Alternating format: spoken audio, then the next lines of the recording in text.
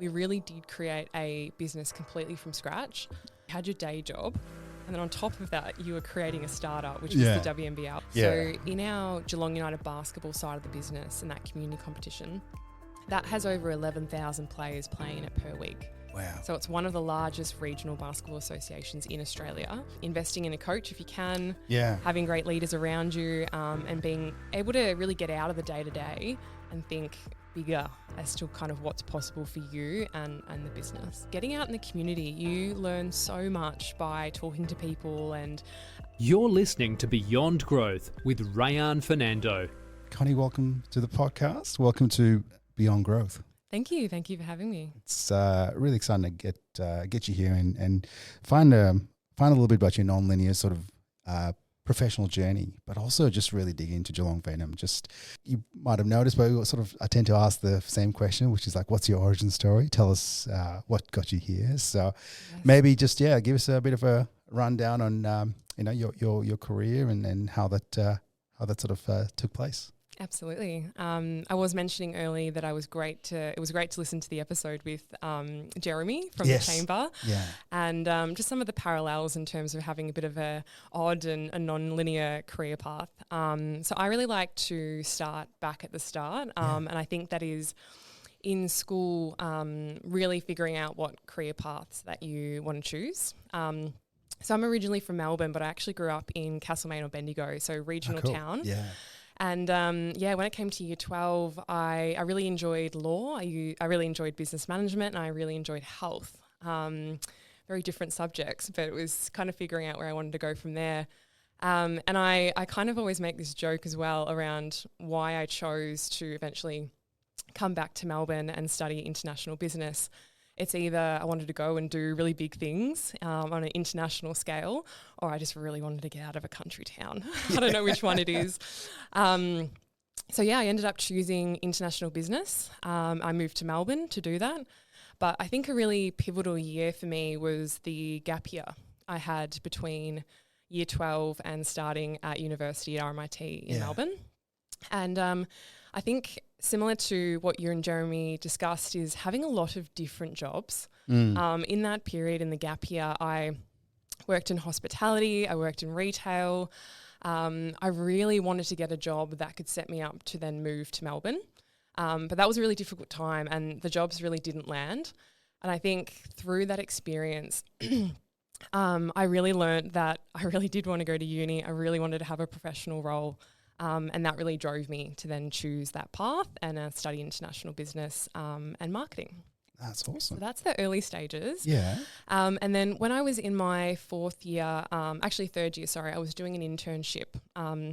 It was part of the course, and the internship was at Talent 2 in Melbourne. Yeah. And one that was fantastic. I think coming from a country town and ending up on Collins Street, I was absolutely thrilled. Yeah, that's pretty cool. It was very cool. But I think that really started this path in recruitment and HR. So it wasn't necessarily the path I thought I would go down. I really enjoyed marketing, really enjoyed the global marketing side, the consumer behavior, the psychology of buyers. I really loved that piece. I had my internship in recruitment and HR at Talent 2. The people I were working with were heavily on that business development side, so bringing in work, and that was an early insight into that experience of selling and winning work and things like that. And then in my fourth year, I've always been a worker. I love working, and I really wanted to get started. So I reduced my subjects a little bit and started working full-time. Cool. And that was at DFP Recruitment in Melbourne. Yeah. So I think that was a really nice transition. And I was the candidate care consultant nationally for the NDIA recruitment drives at NDIS, as well as the ATO and DHS projects as well. So I'd kind of gone from being a uni student to talking to EL1s and providing them feedback on their recruitment process.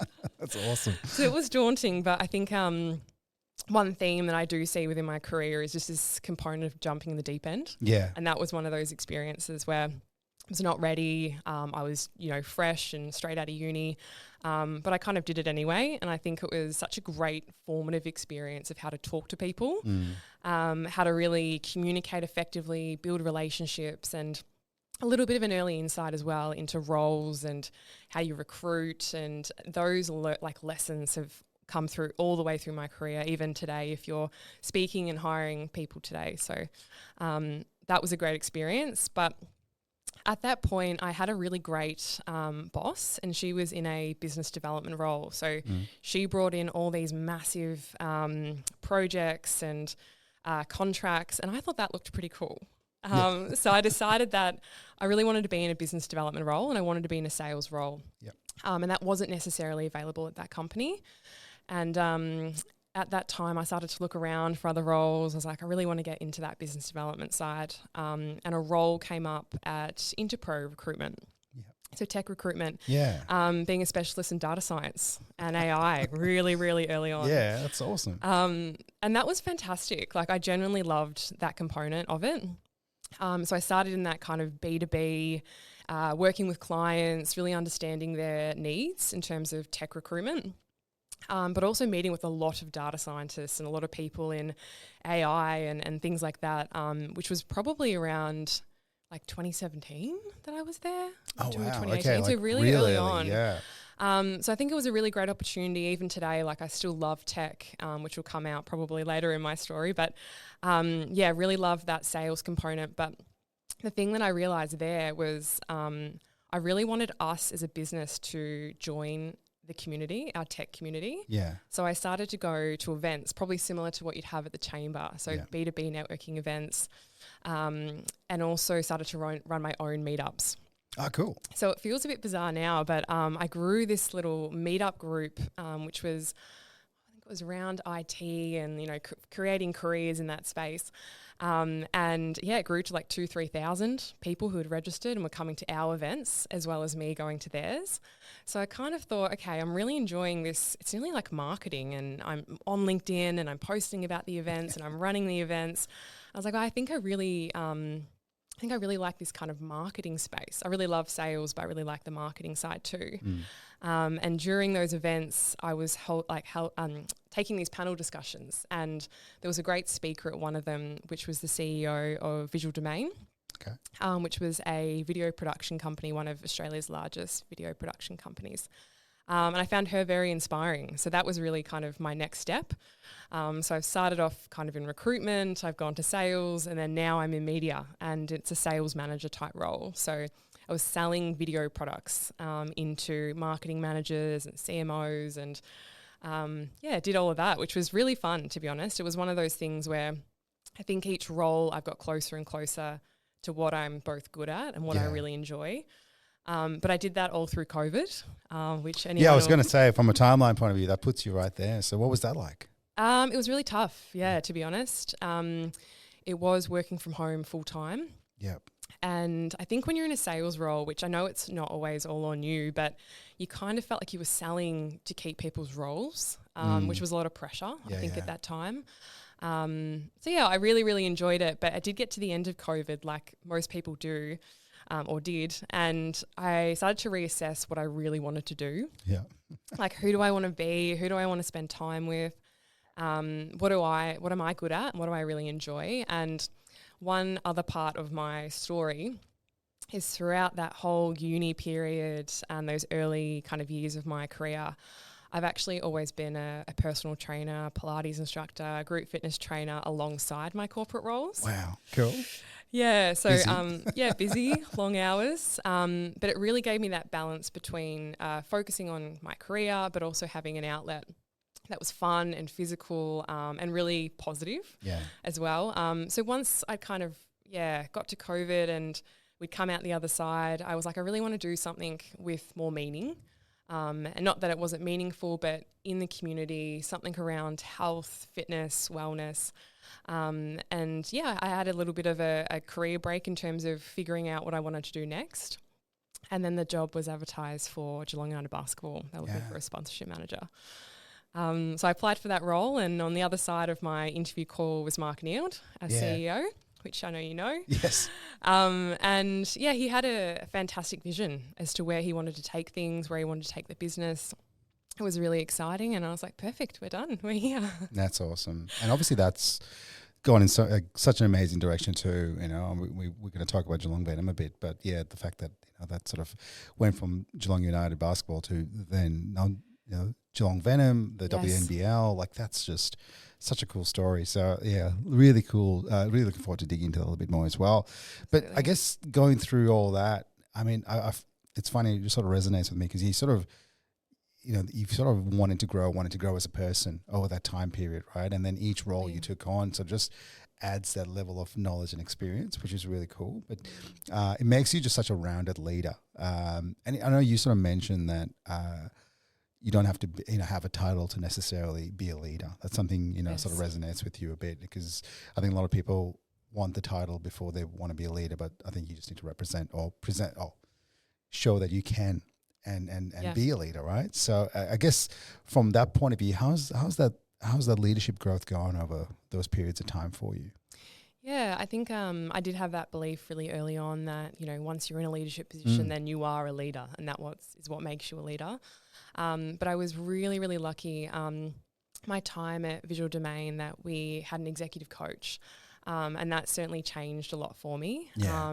It really, really challenged me, to be honest, just in the way I thought about leadership, the way I was, I guess, self-managing myself in terms of energy and time, and what I needed to be and show up as for my team at the same time. So that experience going through that executive coaching, going through exercises and having someone you're accountable to kind of say, how did this go? I really find it valuable, and I probably recommend it to anyone, whether it's, doesn't have to be forever, but a period of time in that journey. And I think also what really supports your leadership journey is also being around great leaders. Yeah. So I've had some really great CEOs, managing directors that we've worked with, and I think no one is ever perfect, but each one of them have like this great skill that they're really good at, and you kind of take a bit of that and take it along your journey. But I think where I'm at now from a leadership perspective, and a lot of this is probably working with Mark as well, and a lot of the directors we've got in the company, is probably to think a lot bigger. Yeah. I think I can definitely think a couple of steps ahead, and be able to do things and have a really like what's possible mindset around the work we do. But it's probably thinking bigger now. And I think the WNBL's really showed me that is you have to have those big goals to even get close to achieving something like that. And to set the business up for success into the future as well. So, yeah, I think it's really investing in a coach if you can, having great leaders around you, and being able to really get out of the day-to-day and think bigger as to kind of what's possible for you and the business. Absolutely. And that's something, even as business owners and sort of people that are in those leadership roles, that it's really important to make space for that. Yes. To create that clarity to work out, to actually go like what is possible, because it is very easy to get busy in the day-to-day, as you could probably imagine, right? So and sometimes those leaders that draw you out of those day-to-day conversations is super exciting. But I think not the shortcut per se, but definitely that speed of leadership and leadership skills is definitely that executive coach. I think it's just, I look back at sort of my 25 years career, and there were times where like, a lot of things I learned were just as they came through. Definitely. But then having someone that can definitely go like, okay, here's how you be a leader, and here are some skills, here's the things to work on, and that accountability is just amazing, especially for anyone up and coming in sort of a any sort of leadership role. It's a great way to do that, because sometimes people are put into leadership roles and they're just left to just figure it out, right? So it's cool. I'm glad you did that. It really is good advice. And I suppose now while you're there, you've got someone like Mark Neal that you're working with, which is amazing. I've sort of been sitting beside with him at the Geelong Chamber of Commerce board, and his insights are amazing. He sort of, when he talks, I find like he's reserved, but then when he talks, he just brings out some banger ideas, right? Yeah, the impactful stuff. Yeah, banger really ideas. thinks about it. I'll let him know that banger ideas. You say stuff and you're like, Oh my God, that's good. Yes. Yeah. I think he's quite introspective and thinks Yeah. about things deeply, and then is able to provide a great insight or challenge maybe traditional thinking as well. Yeah. It's a really good thing to have. Absolutely. And then I must admit, envious of you about work besides someone like Mark, right? Like that's awesome with his background as well in sort of AFL. It's just such a great place to be. But that helps you go. But then I guess, you went from like Geelong United basketball, then Geelong Venom. Like what was that shift like? And I guess talk us through the story of Geelong Venom coming to be, because there's a bit of transition from changes the names over time and whether they're going to be in or not in. So, talk us through that and what that was like internally. Yeah, it's even it's hard to think that we've got our second season going. I know. So it's so quick. And I read that and I'm like, season 2, like it feels like it was like created out of thin air. Yeah. That's unreal. When I did start in the business, so firstly my role was sponsorship. Yep. Very quickly became marketing, and then very quickly became events.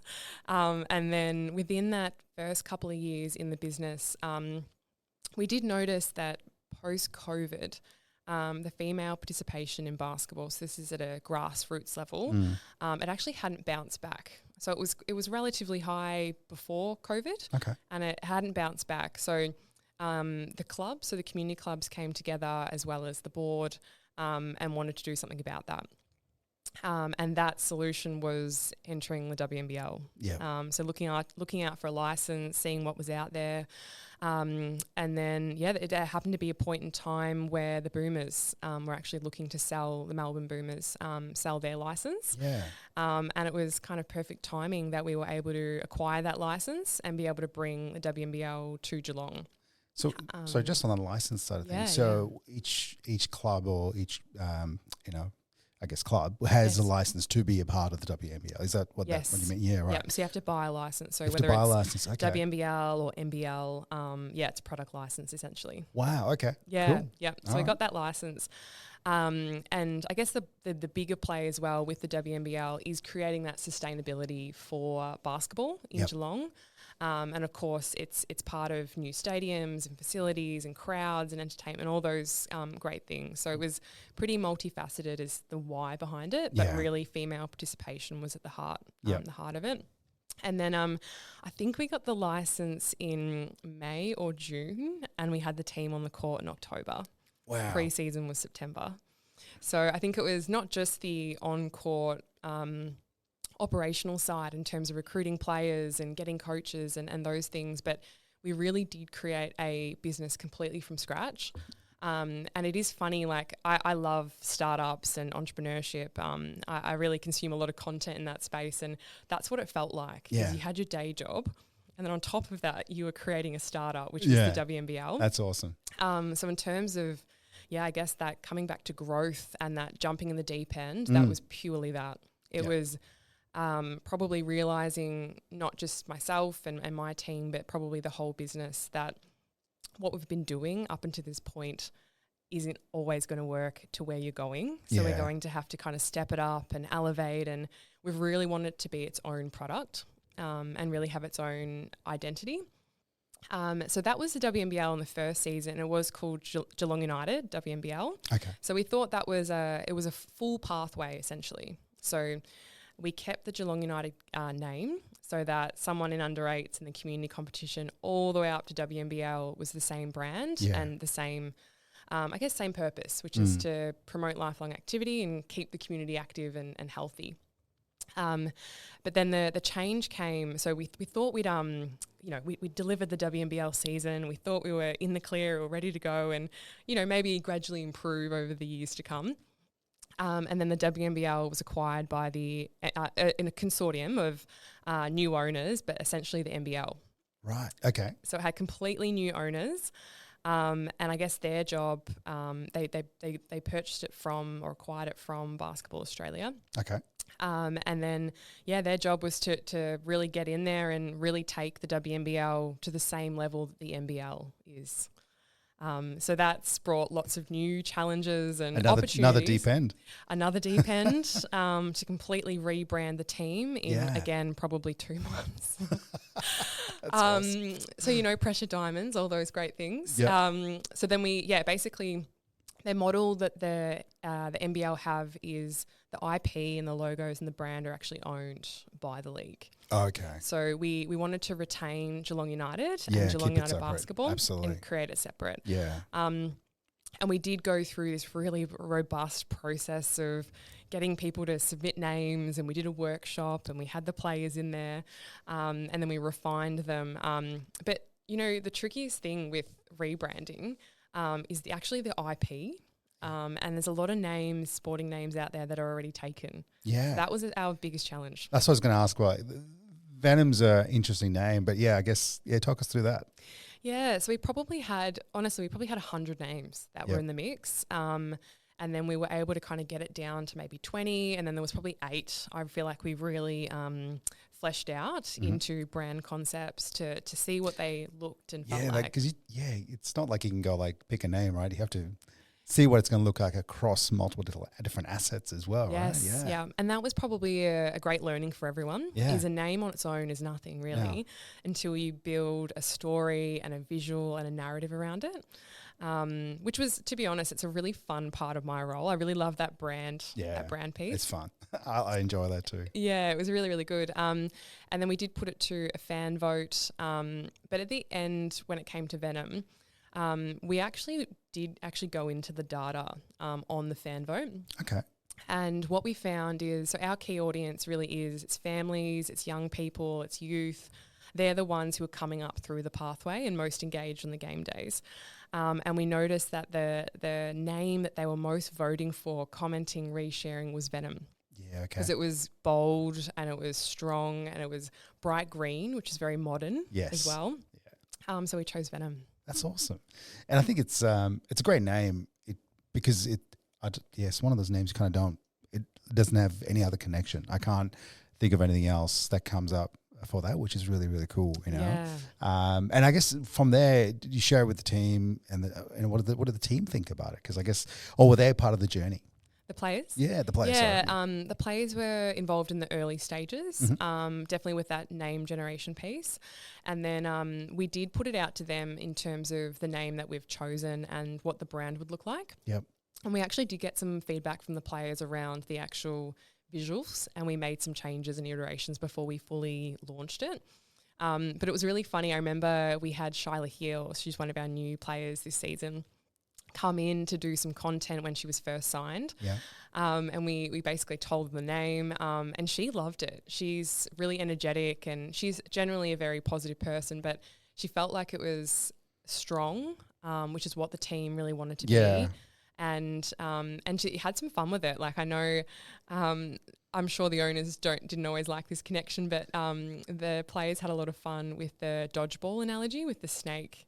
Oh, yeah. Great movie. Yes, great movie. So there's just some fun things. That's what it's about anyway. It's not too serious. It's really about a brand that's fun and that we can really build on, which this season we partnered with Wildlife Exposure to actually bring snakes into the game. Just to solidify the brand if people didn't know what it was already. It's made games a little bit less attractive for some people. Yeah, well, some people, I'm not a fan of snakes, but love the name. They're very friendly, don't worry.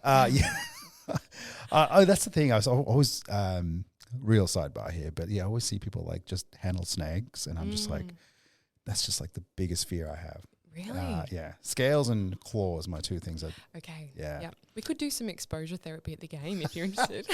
Just me there hanging out shaking. with a snake. Let's do it. Perfect. I want to. We'll keep talking about stuff, but I want to ask you. So, multiple deep ends in your career. Mm-hmm. How do you handle once it normalizes? Because I think there's that attraction to trying something new, going through that. That, like you said, something like, we got to get this thing done. It's got to be quick. There's so many things we need to do. But I find, this is me personally, is I enjoy that bit. But then as soon as it becomes BAU or business as usual, I sort of go, okay, I need something new. Yes. How do you deal with that? Because it seems like you love that space, but that space becomes very boring sometimes to some people very quickly. Yeah, definitely. Very similar to you, I'd say. I really like being under pressure and that kind of I guess it's like switching into a different gear, and you kind of go all at it, and then you get this great outcome, or you're able to deliver the project. But in BAU, I think I've become better at using that time wisely. I think it is good to have. I always call it like you need some bread and butter projects to get you through, but you also need the shiny objects to really keep you motivated and passionate. So I think it's good to have those big goals or big projects, but when it comes to that BAU time, I'm really thinking about now for us, we are growing so quickly. What are those systems and processes and technology that allow us to scale? That's probably what I'm thinking about now. So now when I do get any downtime, I'm really focusing on those projects that kind of set us up to kind of run faster in the future. So since I've been there, we have introduced a lot of new tech, which I think is kind of part of those projects that we work on the downtime. So we've got Monday.com is how we manage all our creative requests, projects. Such a great platform. And there's a lot of AI in there now as well, and automation. So love that. And then we've got HubSpot, which we use for a lot of our EDMs and sales, inquiries, memberships, etc. We've got Intix now, which is the full ticketing platform. Also fantastic. Some really great assets and functions in there. And we've also partnered with Microkeeper, who I know you've also had on the podcast. So amazing, that's more on company. they're fantastic. So they've been a really great partner to bring on board. But it is a lot of tech in a short amount of time. And that implementation part around the team is definitely the most challenging. And that's probably the focus in the BAU is getting that ready. So we can do more of the fun stuff, I like to call it. Absolutely. And I think it's you've got to do, like you said, the bread and butter stuff. You've got to do that, and you, especially you sort of mentioned that scale and wanting to grow, which is something that, it's like you said, it's the first season with Venom, right? Like as the brand, huge uplift from a point of view of going, because I look at it and I go, okay, it's one thing, you got to create a brand, the name, the branding, the imagery, everything you need to do, right? So from a marketing point of view, but then to, I guess, rally a community around it, which is kind of where you sit, right? Like in the sense, like how do you get people that actually want to back the team, sponsor the jerseys, the naming rights, all that stuff for a team that didn't exist this time last year, sort of thing, right? Definitely. Well, I mean, talk us through that, as in how do you take that to market, and I suppose that experience you've had with having all those great conversations and learnings over the years that would have really played a huge part in helping you there. Yes. So I think our commercial partnership side of things, I'm really proud of. I think we've got some fantastic partners who are both passionate. They're willing to invest financially, both their time and their energy. And I think the effort to get the partnership network that we have now, and I can assure you the targets for WNBL are not small in the sponsorship space. I would think so, yeah. But what we have done differently is we have created smaller entry points so that we can get businesses on board. And I think in Geelong as well, you probably would have seen as well, but there's a really broad range. You've got kind of small businesses to medium, and then we've got these kind of like national brands or even Melbourne-based companies now coming to Geelong as well. And to be honest, we need all of them. We do.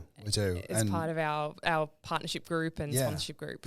And that's the big thing, because that stat that Jeremy dropped, which is 92.5% of Geelong businesses are SMB, so they're small to medium businesses, right? So, you sort of quickly tap out of local market that wants to spend or can spend a lot of dollars as well. Absolutely. So it's we tailor all of our partnerships. I think that's really been the key. Yeah, cool.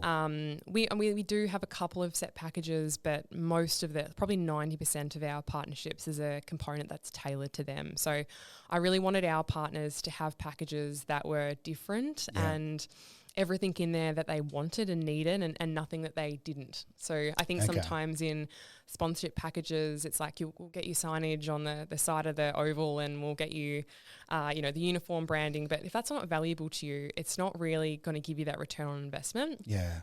So for us, everything's tailored. And then I think from the women's sport angle, you're tapping into people's passions as well. So in our Geelong United basketball side of the business and that community competition, that has over 11,000 players playing in it per week. Wow. So it's one of the largest regional basketball associations in Australia. Just give me 30 seconds. If your business is serious about certification and trust, you need to know about ISO 365. They make ISO compliance simple, practical, and sustainable by building your ISO systems inside the Microsoft 365 tools you already use. No extra software, no hidden licenses, just real control and ownership of your compliance. I love the work that ISO 365 does because they don't just hand you templates and walk away. They become part of your team as virtual compliance officers, guiding you from gap assessment through to certification and long-term compliance. If you want compliance that actually works for your business and helps you win trust and new contracts, check out ISO 365. And now back to the show. And you'd be really hard pushed to find someone whose kid isn't playing basketball in Geelong, Yeah. or has played themselves, or has some sort of connection to it. So I think the reason we've been able to grow so quickly in the partnership space is because of that personal connection that a lot of people in Geelong have.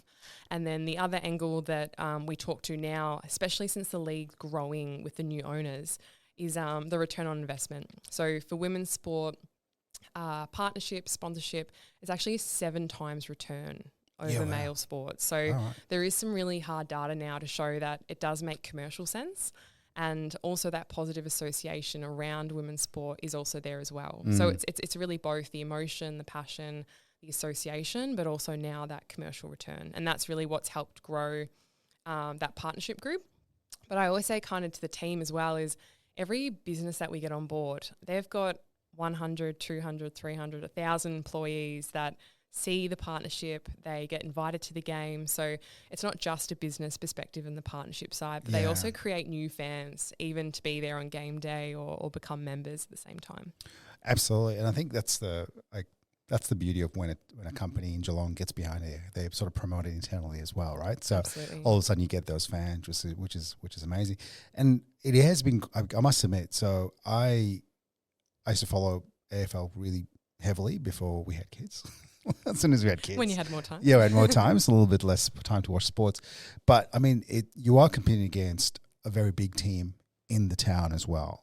But it's really cool to see the alternative sports out there for everyone, right? So, I mean, like basketball's become, like you said, huge. And I think, one of your recent posts on LinkedIn, you talked about especially like women's basketball and how much that's women's sports and how much it's grown worldwide. So, like, how are you feeling that? I mean, are you seeing that here as well in Geelong in the sense of that growth and like you said, that passion, right? Everyone like passionately loves it and gets behind the local sports, which is amazing.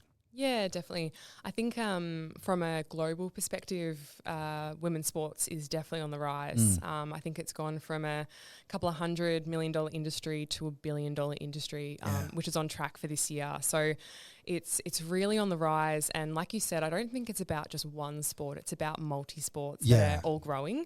And a lot of those they're being driven from the players' personalities, getting to know them on a personal level, and really building those brands around the sporting team. It's not just about the game. It's really about the players and the activations and the entertainment that are on those game days. So that's really kind of driving a lot of that.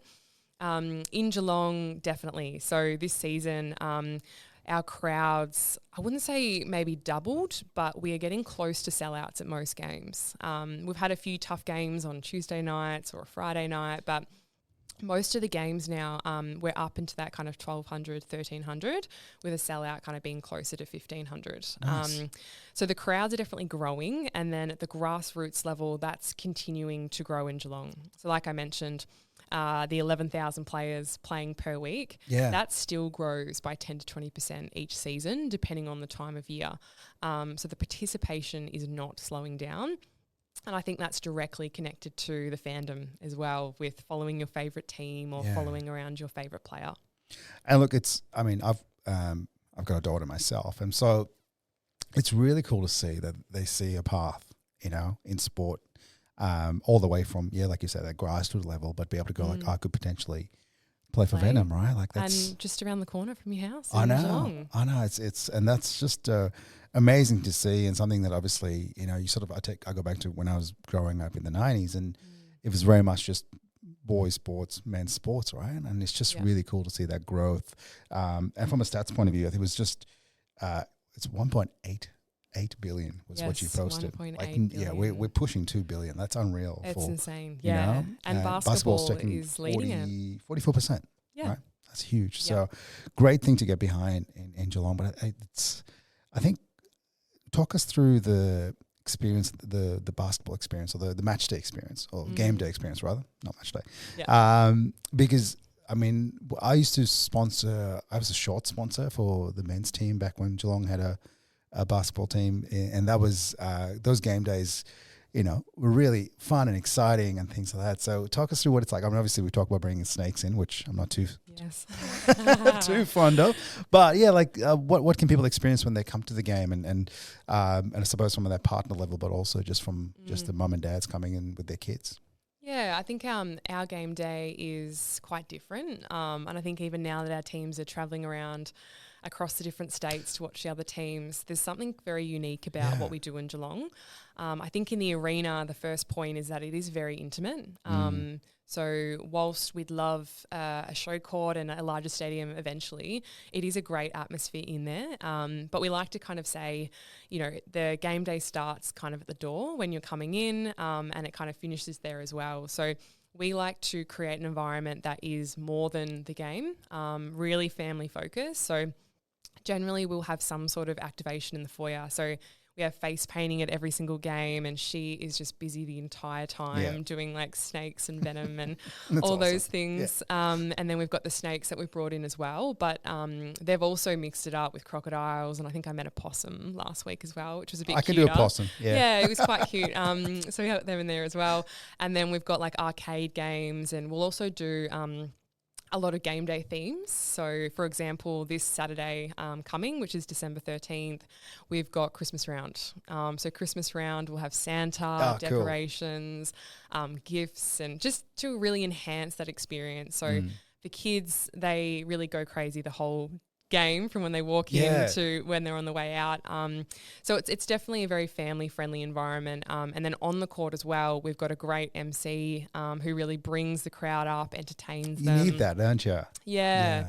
So there's chants, and I think in Geelong as well, our crowds are just so loud. They're so passionate, and the poor opposition teams when they chant the defense chant as well. It's great, but they're very loud and passionate, which again I think adds to the atmosphere. That's it. And speaking of the games too, like it seems to be playing a lot of games. Like there seems to be like 2 or 3 games in a week. I just heard on the radio the other day, they were talking to somebody, and it's just like, I'm like, wow, they're playing multiple games in a week. Like how do the players deal with that? So we had our fixture was very front loaded. So we had a lot of games October, November. November was probably the busiest period. I think we had 3 games in 8 days, home games. Oh, wow. So even for our internal team, it's just game Big after game, turnaround, like flipping out the decorations or the activations that we're doing. Yeah. But then we're a little bit quieter over December, 3 games in January, and then February would be whether we get into finals. So, but for the players, we do have some really great performance partners that we lean on. So we're partnered with Arc Sports Recovery in Belmont. Oh, cool. So they do a bit of recovery there for the players. And then we've got like a great strength and conditioning and kind of managing their load and fatigue and things that way. But yeah, I imagine for them as well, the mental fatigue of playing so closely together is challenging. Yeah, absolutely. Absolutely. So there's Brandon Burns, as you know, he runs a basketball networking group in Melbourne, and I pay for 45 minutes, and I'm usually knackered for about 2 weeks. So can't walk the next day. Can't walk the next day. So obviously you need to keep yourself in peak condition to try and like do 3 in 8 days. That's unreal. It's a lot, yeah. And I guess I want to sort of start to talk about when you talk about the investment and the return on investment for basketball being, so much better, and especially in sort of women's sports as well in general. But how do you measure that for us, for your partners in Geelong? Yeah, I think there's a few ways we can measure it. It really depends on what the partner's goals are. So it could be, something traditional like brand awareness. It could be creating a positive association to your brand through women's sport.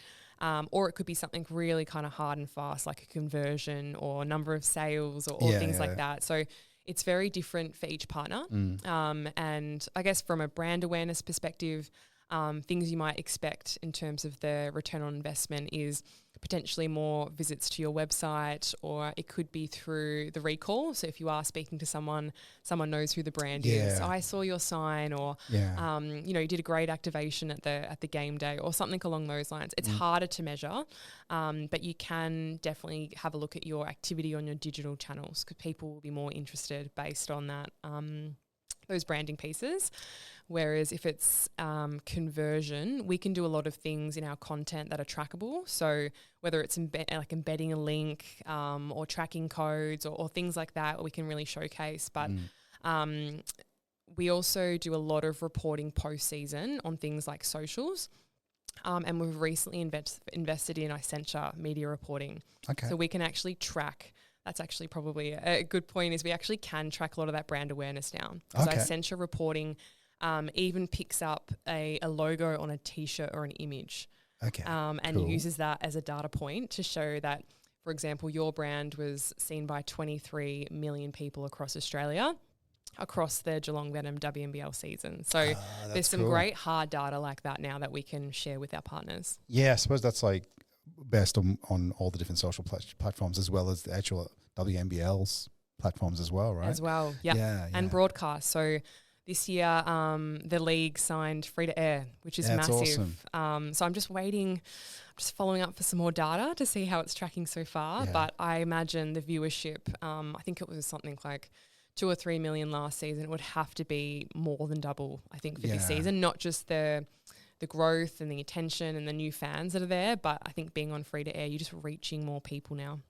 Absolutely. I think people sort of craving more of that, organic sort of, I don't know, just local sports that they can watch without necessarily having to, pay for I forget the streaming channel that's just sports, but subscriptions. Yeah, and all that sort of things. Yeah. That's so cool. And geez, the fact that you can track that data is pretty cool. Like, very cool. That's some great analytics right there, and makes that conversation so much easier too. Like to go like, here's what you can do with it, which is unreal. Absolutely. And like with that, if people want to start to get involved for next season, when does the next season start? Because assuming this season's locked away, we're halfway through roughly, or maybe 2/3 of the way through. Close to. I guess because a lot of the packages and what we do is so custom, we can start a partnership at any time, which is probably, again, quite different to maybe some of the larger codes, which have very set or even rigid time periods of we sign everyone here, we deliver here, we report here, whereas we can bring someone on board at any time. Obviously, things like uniform are kind of locked in, but everything else is still there. So content, media, events, functions, that's all available. But in terms of those bigger partnerships, so we'll probably start to wrap up from a business perspective probably around February, again, depending on whether they're in finals or not. Yeah. But it's a really great time, probably around that March, April, to really explore what that new partnership space looks like. We review the current packages, we, re-sign a lot of our existing partners, and then the next season will start in September. And that's when pre-season will start to roll out, which is a great time for our partners because the players aren't in games. You can create more content, you can do your player appearances. So, you'd hope that everything was as much as you can locked away by September.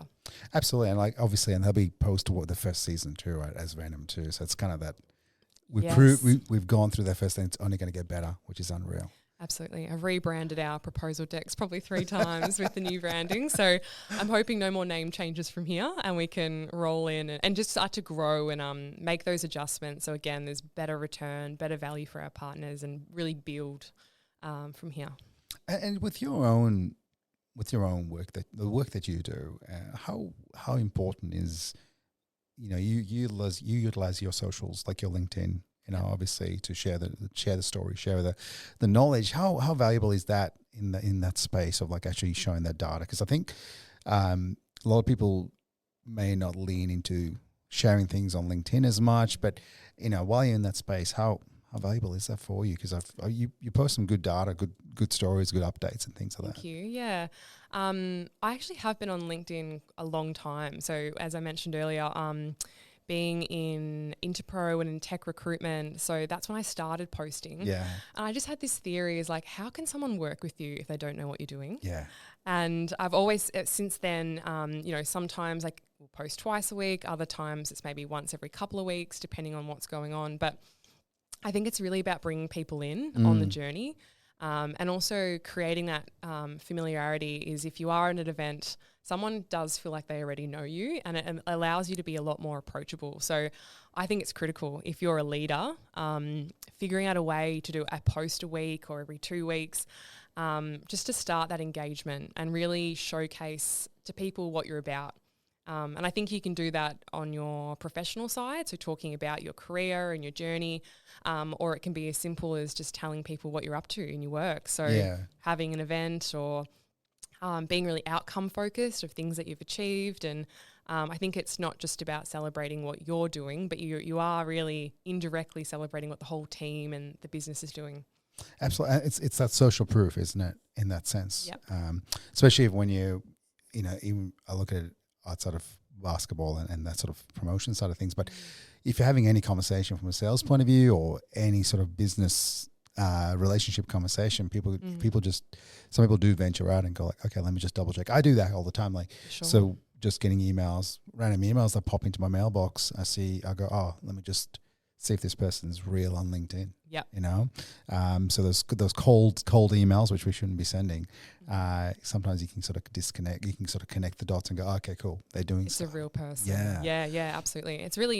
It's probably more important now than ever with things like AI and automation. Yeah.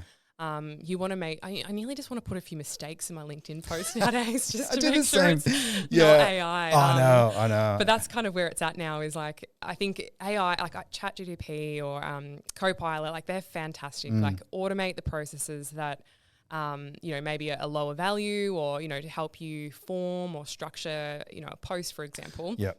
But now it's kind of going the other way is you kind of want to see a bit of authentic. like rough edges Yeah. and I think I'm probably leaning into that more now and wanting to, write a post or showcase a bit more of a human side. Those stories are really important. I'm just saying you could probably tell ChatGPT to Probably. input a couple of Just mistakes. quick filter, make me more human. Make me more human and add one fault, One spelling mistake. Yeah. Perfect. Yeah. Which is horrible. But that's, I mean, look, I do it all the time. It's a lot of just ideation, I suppose. Like just going like, okay, Yes. I've got this idea.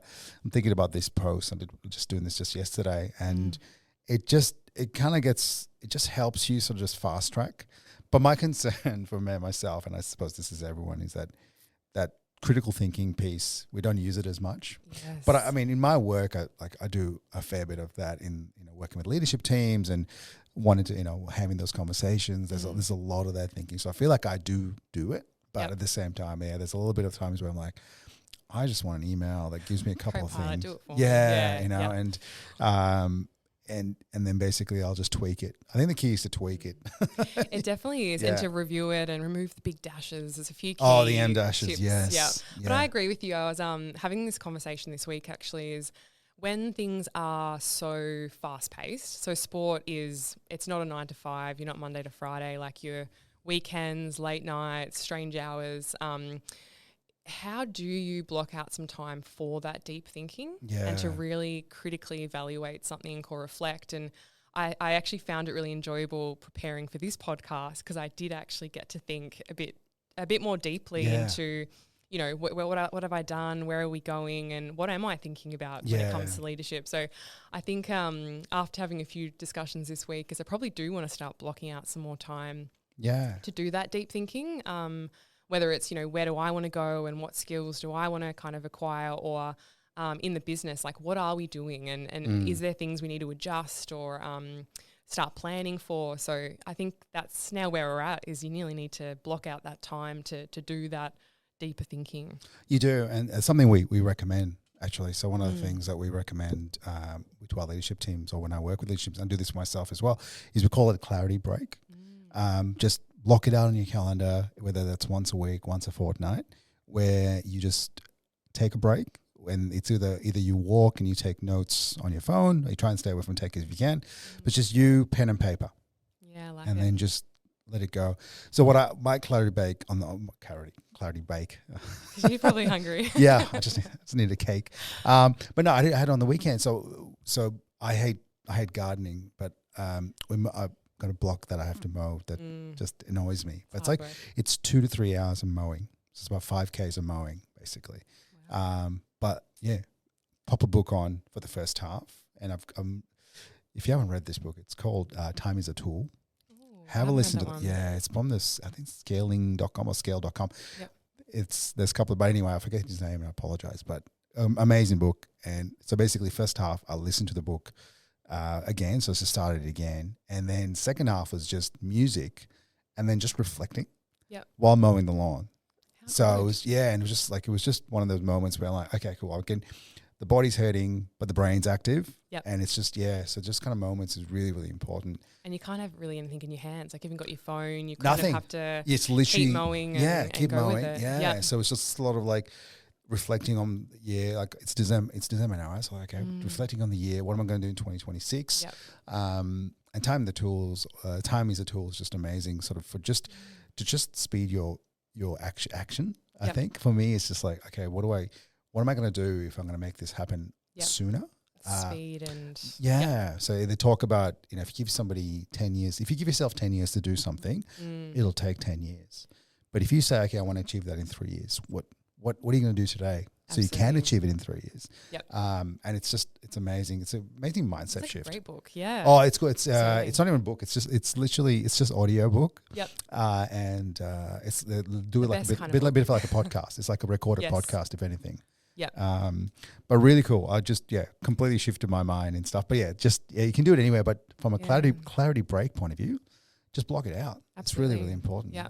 It's really funny. Like, I even recently have found some music that doesn't have any words in it. Yes. And that's been quite powerful. Yeah. In terms of like when you've got a lot of information coming through. And that's the thing, I think, in my role is it's a lot of context switching. You're kind of going from commercial to events to marketing to, a range of different things. And it's kind of like, how can you just consume less at a point in time to get a bit of clarity and to have a bit of a brain break to kind of think about things more rather than, I like speed. I can move fast. We can get things done. But to do things well, you do have to think about it a bit more deeply. Oh, absolutely. I think self-reflection is really important, especially as heading into sort of, you're heading to the next phase of your career and things like that, just to think about it and just to really, get on the same page with yourself. Definitely. Yeah. But it makes it, because I find out if you do this thing, like I'll go into a meeting, this is especially going back a few years in my career, where I would go into a meeting, I would discuss something and then have to go back, reflect, and then come back with a conversation or an answer. Yes. So that's just the way my brain works. Whereas if you can reverse that and go, okay, I'm just going to prep for that meeting or prep for that conversation and then go in. Yes. It's just super valuable as well. Yeah, I think that was one thing I was talking to you about earlier too, is just the practice, which is very, very simple, of really having a clear objective for everything, whether it's walking into a room and having a conversation with someone. And I think it's really important as well, that objective piece when you're choosing a role and when you're in a role, because the business will have its own goals and objectives. But what is your objective in that role? Yeah. So, for example, when I started at Geelong Under Basketball, one of my goals was I wanted to join the community. I really wanted to be a part of something, and I felt that in this role, that was the quickest way to do it. And I do really feel a part of it. And, when we are going to chamber events, like I feel like we know half the room now, which is fantastic. And the other one was really being able to diversify my skill set. So I'd been in sales for maybe 4 years by then, which I loved, but I really wanted to have a broader scope of my skill set. So that was marketing, it was events, we even work on facilities and licenses and IP, and I really feel like through this role I've been able to do both. Yeah, and I think that's really important, is when things are really tough, at the end of the day that you're still achieving your own objectives and you've got a reason for being there. So I think especially in junior roles, that was one thing I'd probably, be able to offer to anyone who's starting out their career, is that you may not have the title, you may not have the money, but if you've got some really clear objectives of what you want to get out of the role and you focus on those, you'll still find it really enjoyable and a fulfilling process. So I think it's really being really clear on those at that role level, but then bringing that into your meetings, conversations and projects as well. No, I totally agree. And also especially at the junior level, taking those opportunities that come up your way. Like I think, you go to this networking event, especially like Geelong Chamber of Commerce, it's so valuable. If you're heading to one of those, it's, yes, you're there to represent your business, but there's so much value you being in that room, you speaking to people, because especially in town like Geelong, the people that you sort of speak to today, maybe someone that you want to be working with in 5 years. So like just take every opportunity just to just make those connections. And I think, joining that community or making that communities. So I look at it, for me, that's every conversation I have, every sort of meeting I have is just super valuable. Definitely, yeah. It's that that connection piece. Yeah. In Geelong, I think Geelong does it so well. Like having worked in Melbourne and coming to Geelong, like there's great opportunities to meet lots of people, but I do think that in Geelong, meeting in person is probably the preference. You end up having a lot of in-person meetings, a lot of coffees, and I think that's probably where you can be challenged is, how do you make sure that you are having these conversations and making these connections, but then also delivering, and there's a next step and there's a clear, it's in writing as to what you want to do next. So I think it's that follow-up process as well. So making sure that you can balance both. Yeah, and it's that, and then also there's the thing where like you can't you can't follow everyone up. You can't don't try and connect with everybody. So as much as I say make the opportunity, it's kind of quality over quantity with that stuff. And it's really important Geelong, I love it. I go to the chamber events and any other sort of networking events or business events, and it's just funny the people you run into in Geelong, and you're like, you've just known them now for 20 years. Yes. And you're just seeing them grow and come up through the business world and the community, and it's just really great place. And I mean, Melbourne has that. So I've been to quite a few different Melbourne networking events, but some of the more bespoke, smaller events are just so much more powerful, I find. Definitely. Just definitely Melbourne's a lot fast paced in their networking. Yes. They're very much like, all right, here's my LinkedIn code. What's the outcome? Let's connect. Where are we going? And it's like a fail fast thing where it's okay, I can't sell to you. Let's not talk. Yes. And that was probably a learning, I think, coming from Melbourne to Geelong. So here, not that I probably had that mentality, but just the pace was slightly different in terms of, you kind of had to build the relationship, and then that's when something would eventuate. Whereas I think in Melbourne, and maybe it's also probably being in sport as well, and not having a clear product. You haven't got a product that people need to run their business type of thing. It's it's part of a brand strategy or a marketing strategy or a community piece. But you do have to give it a bit more time, and even the conversations that we're having now around partnerships, they might take 6 months or a year to really come to fruition. So I think it is important to still be out there, having those meetings, kind of being the face of the company where people can recognize you, but really understanding that things can take, and sponsorship is like that traditionally too. It's not here's a package, yep, we'll sign it off, we're good to go. It's really okay, so did you want this, or we refine this, and then all the timing that goes into it as well. So it's making sure that you keep everything warm and maintain a lot of those relationships. Absolutely. And look, I mean, for me, with sort of my EOS clients, 2 years has been the longest time so far. And then it's just one of those things. So you just got to keep the communication going. Yeah. But then obviously I come from a place of genuinely want to help as well. So that's kind of a critical thing for me, where it's if I feel like I'm not helping or adding value to someone, I don't want to waste their time. So it's just that, it's how do you balance it? Yeah. So how do you find that you prioritize with those connections, or when you are speaking to a new client, how do you assess who's maybe going to be, who's going to convert, or do you think is aligned? Do you have a framework that you do to assess the clients that are maybe the best fit for you? Look, there's a quite a simple fit from like a size point of view, so you can scale. But then there's also a not now sort of thing. So there's a lot of times where people are, for example, love EOS and love the concept, but they're just not in the right space. And I speak to a few companies like that. They're like, oh, they're not the right size. They're just not ready for it, and that's fine. So it's just a matter of there's a lot of work I go through from just like even this morning before you came in. I was like just looking through and like, okay, last week pretty much of the year that I can do any sort of comms. So yeah, connected with a few people, but it's literally just, touching base, make sure everyone's going okay. And then I tend to ask. So I have this, I have 5 years of doing barbecue content creation. And that taught me a lot about just asking the question of like going like, okay. And to that, I was sort of being able to, creating content in barbecue, getting free barbecues, free rubs, free sauces, paid content, but it's just purely from asking. Yep. So I think that's the fear of not asking can sometimes really slow things down for me. So, and you still need to finesse it. Because I did actually FMCG sales, right? So fast moving consumer goods sales for 6 months. And that's literally a lot of asking. Oh, definitely. So that was like me just going, okay, that's just ramping up that skill.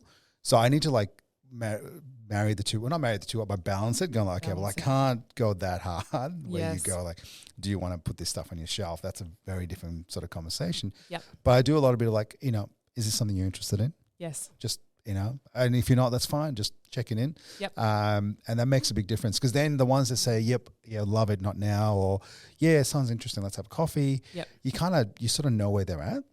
Definitely. Yeah. So for me, that's a huge part.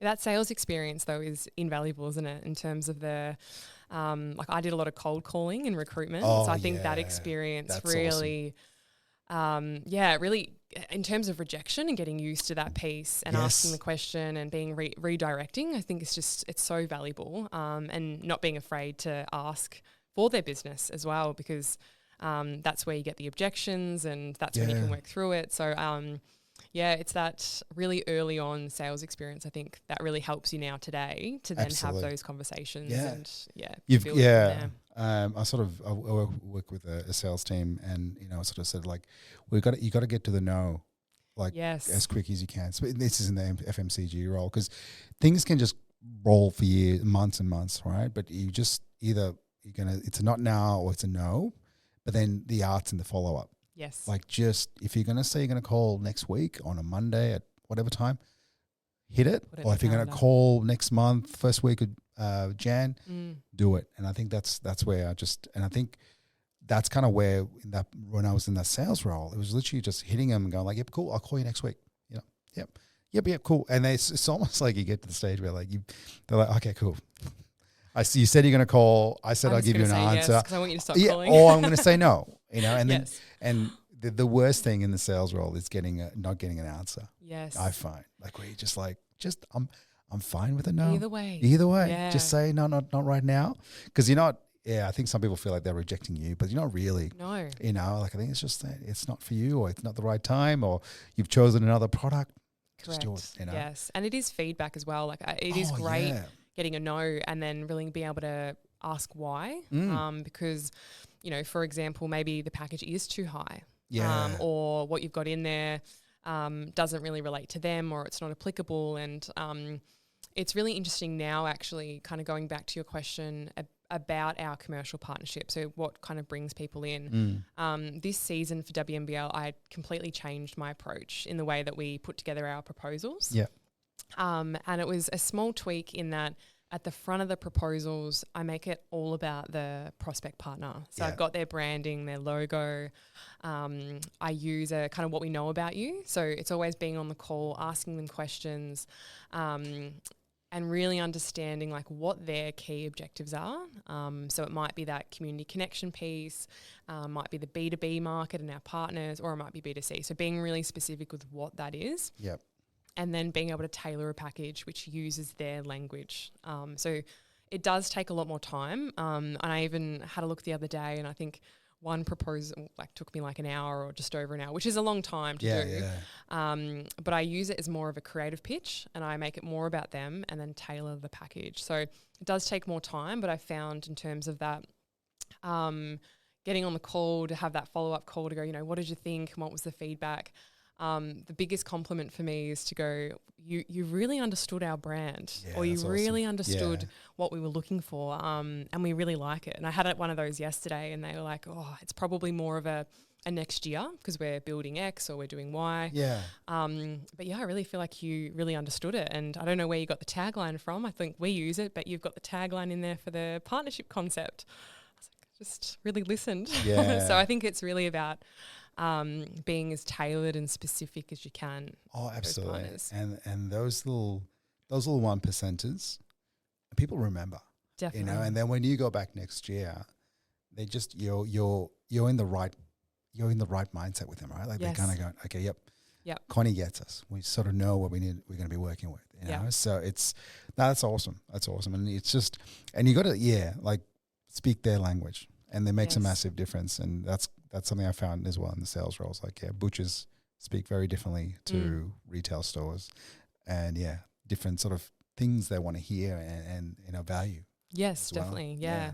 And it's using a bit of that, I guess, coming from that creative environment. When I was in video production, you would always build a concept, like a video concept or, creative concept around it. I do the same thing now for our partnership packages. That's awesome. Because I think, having a great tagline or a name for the partnership is a really great way to lead. Yeah. So that was probably something different as well that we've done, rather than saying you're an official partner or a major partner, like Venom Edge. So we've just started working with Edge Clothing, and we call our whole partnership the Venom Edge, whether you've got the Venom Edge and a lot of things in like that. So I saw that on one of the posts. Yeah. And they're so good to work with. Yep. But that's a really great example of building the partnership around a concept, not just a package. That's great. And people remember that stuff. Yes. And I think like that'll just, the people that say not this year, next year, the tag will stick with them. Yes. They're like, oh, that sounds good. Yes, like that. Yeah, maybe we'll build a marketing campaign around it. I don't know. Yeah. So it's giving them ideas as well, yes, and adding it's more making value. their job easier, right? Yeah. Like how do they not capitalize? How do they use that investment, but then also be able to multiply it into their own marketing as well? Yeah, their own projects or initiatives. That's unreal. So I mean, something you talked about previously was that taking that time to, I guess, rest, recover, and recoup, and things like that as a leader. Something that I don't do well, but you sort of built that into, or not maybe built it into, but you're a bit more intentional in wanting to making sure that you're giving your time to recover, because it's true, because especially in this fast-paced world, and you're talking about working, different hours, different shifts, like 3 games in 8 days, that kind of stuff. Like that, it's easy to, ignore yourself, or not sort of focus on yourself. So, how's that sort of intentional way of wanting to look after yourself played a role in your growth as well? Yeah, definitely. I think as a leader, you do want to show up with good energy, calm, and be able to make great decisions. Yeah. And I think really early in my career, because I love things like training, whether it's running or being at the gym, I really had that routine. Like I'm up at 4 or 5 a.m, I'm training, then I'm at work and I'm doing long hours, then you kind of just rinse and repeat. Yeah. And I found, especially moving into sport when you've got late nights and then early mornings, it really made that routine of 5-6 days a week, training, intense exercise, early mornings. I was just exhausted, and I felt like I couldn't think properly, and I couldn't show up. And even in a meeting, you've got to have a level of energy and excitement about what you're doing. And if you're tired all the time, you probably don't show up as your best self. And probably over the last year, I made an adjustment that I honestly just started skipping a couple of workouts and slept more, and tried to get into a bit more of a routine. And sometimes, missing a workout whilst I love it, it gives me so much more energy throughout the day. Yeah. And it's a really small adjustment, but I found, if I've got a big day and I've got 6 meetings lined up and an event that night. Like, does it make sense to be up at 4 or 5 a.m. and, doing this intense kind of workout or something like that? So I think for me, making that adjustment, I felt like I could show up a lot calmer, a lot more present, and actually just give my work more energy. So yeah, that was just a bit of an adjustment to be able to make and look after myself better to then do more and perform at a high level, really. Give your work more energy. I like that. Yeah. Yeah, I think it's, look, I must admit, I'm complete opposite. Don't work out at all or enough at all. So it's, look, I think it's there's absolute value in sort of, looking after yourself and that whole, putting the oxygen mask yourself before you sort of turn out for the company sort of thing. So, no, that's great. And I think being able to find that balance is really, really valuable. Because your team, it's easy to say. It's, harder to do, I think, for a lot of people to, carve out that time for themselves. And like you said, for some people, it's probably doing exercise or doing more or waking up earlier, and that's what they need.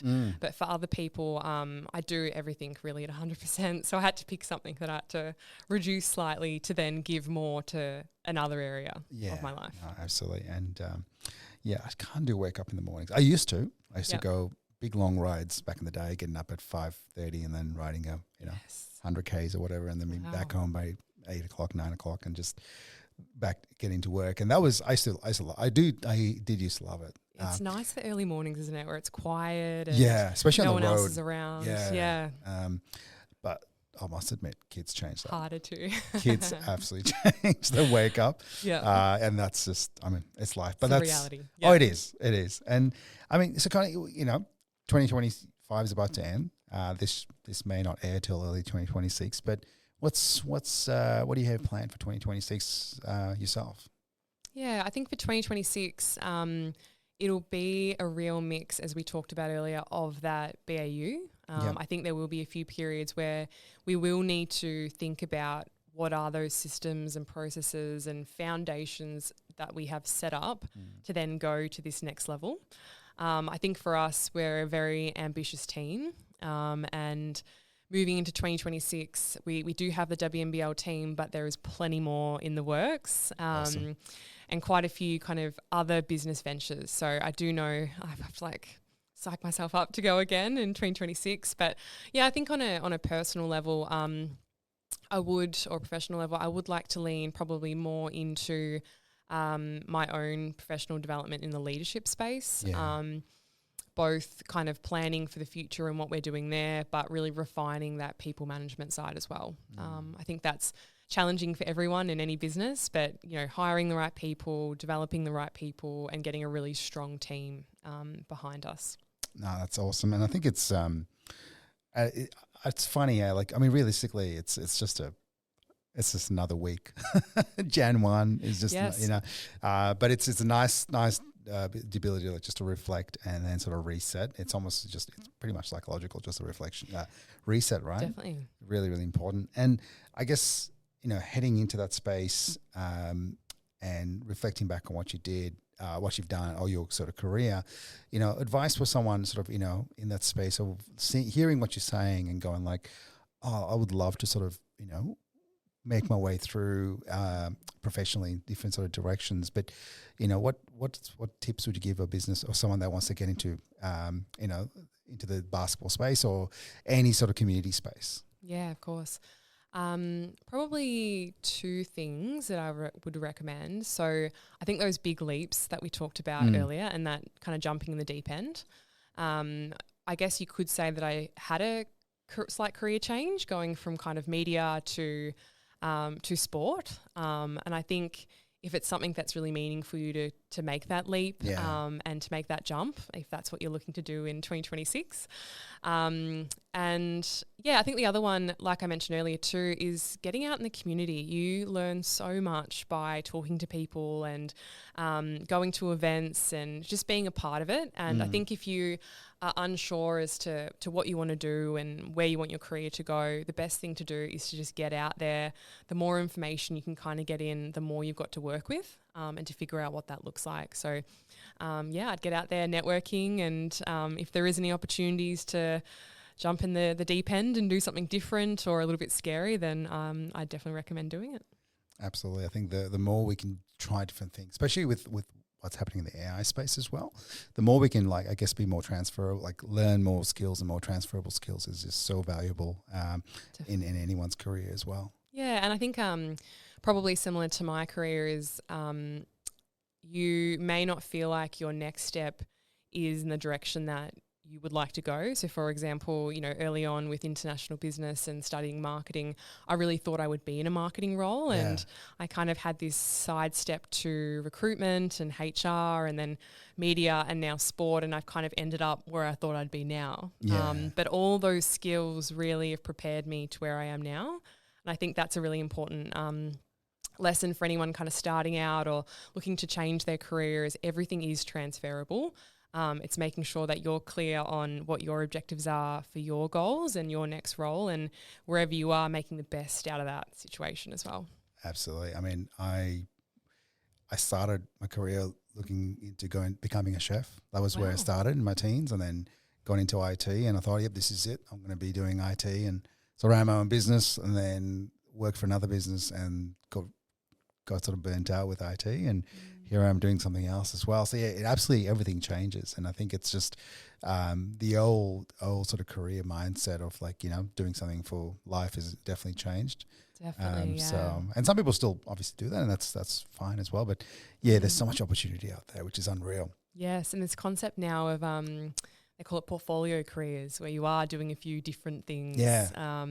And they may not always be aligned. And I love that you do the barbecue content and I have that. It's so different to your day-to-day. Well, that's what drew me into it. So I was in IT in the leadership sort of realm, and just there's nothing creative in IT. And I mean, that's the reason I'm doing the podcast, because it's just it's a creative side of things, like, I love doing EOS, I love working with leadership teams, but ultimately it's very much, it's planned out. It's how it's delivered. It's all very structured. It's structured, right? Yes. And whereas the creativity that the podcast bring for me, it's just ticks that box, and always needed. So I did that with barbecue. So it was kind of like, IT was just a bit of a rinse and repeat scenario, and I was like, oh, let's just do some barbecue, and then COVID hit and just went.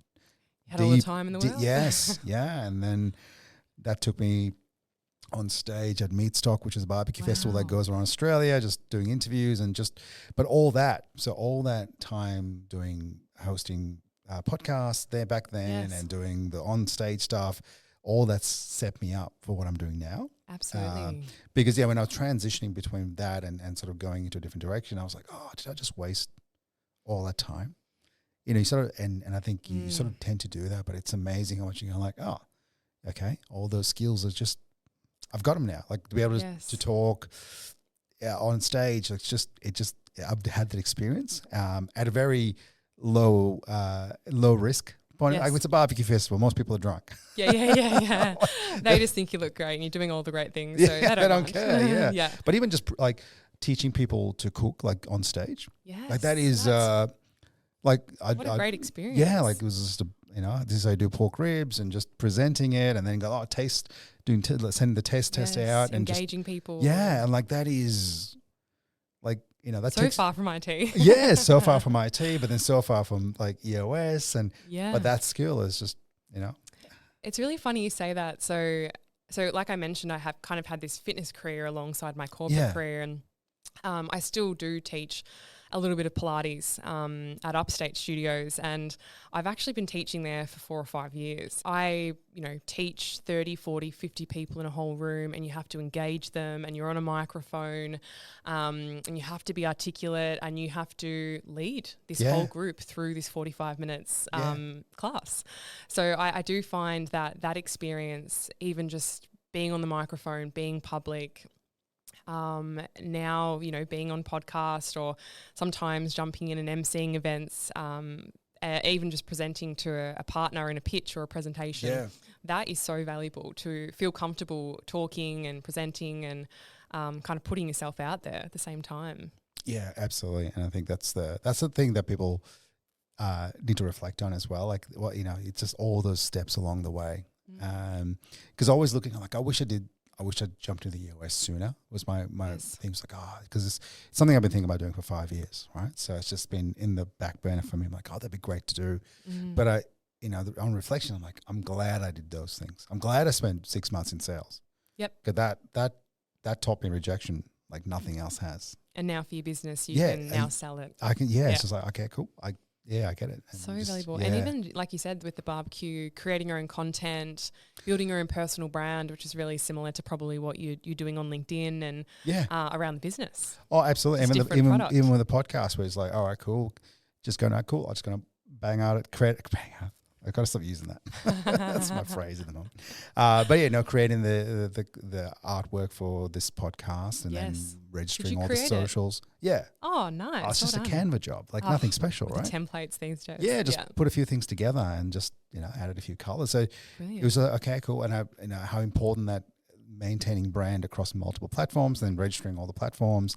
So I'm set for next year to like push a whole bunch of content out. Yes. But that's off the back of just spending COVID barbecues. and spending way too much hours on Instagram back in the day. Yes. I was just one of the podcasts I just mentioned, like I was at a stage where I was getting 500,000 reach on my Instagram organically. Wow. Yeah, it was crazy. Wow. Yeah, it was just posting barbecue content. So that's incredible. Like for reference, on our Venom Instagram this season, we were 1.6 million across the 30 days. Yeah. But to have 500,000 as well, that's incredible growth and engagement. Yeah. And look, and that's easy. Like that's great numbers, right? Yes. Especially right now in the sense of like, they don't make it easy. And definitely now when I see my reach, you're like, oh, could be better. God, it's only 3 zeros. That sucks. Yes. We need 1 million in there somewhere. Yeah. Yeah. So, but now look, it all helps. And I think it all, definitely for me, like all these little skills, and I'm able to sort of just quick start on things and go like, cool, yes, get this going, make it look like it's been going for a while, and that's the stuff that I've definitely learned. Yeah, it is. There's so much value, and I was talking to you before this, just how much I love listening to podcasts, and you do listen to a lot of those entrepreneurial or startup businesses, and a common theme for those leaders or founders is speed. Yeah, being able to move quickly, whether it's on an idea or a project, and getting things into motion. So trying not to think about it to a point where it is a great product to offer, but getting things in motion as quickly as you can. No, that's it. You've got to. And I think it's, even with this one, I had the idea for a while. Like I said, I wanted to start this last year, and I'm like, nope, not yet. And then as soon as it came together, it was like, all right, we're going to go now. Launch. And then initially it was just audio, and I'm like, no, we need video. And then other video is going to be short form. It's like, okay, it all just has the content. There's value in the content, right? So just add on as you go as well. Yeah, well, that's it. Yeah, but I just want to look polished from day one. Yes, of course. Imagery wise, it just need to look polished. Yes. That bit, I just want to make sure it looks like. We've done a very good job of that. It all looks aligned and very professional. Thank you, Canva. Thank you, I must admit. Honestly, it's just one of the coolest tools out. Oh, the fact that it's Aussie too. Yes, I know. It's hard to believe sometimes that it is Aussie just because of how big it's grown to. It's but so founded in Australia. No, absolutely love it. And I think I probably jump in Canva at least 2 or 3 times a week. Yes. Just for something. So do I now, actually. Yeah. We've always got, even if it's, we've got a graphic from a graphic designer and making a change, or I've even now brought some of the proposal decks into Canva because they are just me trying to move things around in PowerPoint and make it look fantastic and really chic is not working for me. So bringing it into Canva, it's the templates are set up and they're ready to go. That's it. And just duplicate, go again. Yep. Duplicate, resize, copy across. Yeah. That resize tool. Okay. We're plugging Canva ways. We are. No, is it sponsored by Canva? Not yet. Not yet. We'll work on it. But Connie, it's been so good to have a chat to you. Hearing your story as well, and that sort of non-linear journey, which has been great, and so excited for Geelong Venom. I mean, first season is Geelong Venom, second season obviously playing as well, but looking forward to next year and seeing where the team goes. All the best with next year as well, 2026, which might be this year when we release this. But thanks so much for coming on and having a chat. Yeah, thank you so much for having me. I'm excited to see what you do next. And it was great to be able to talk a little bit more to the story and go Venom. Go Venom indeed. Thanks. Thanks, Ryan. See ya.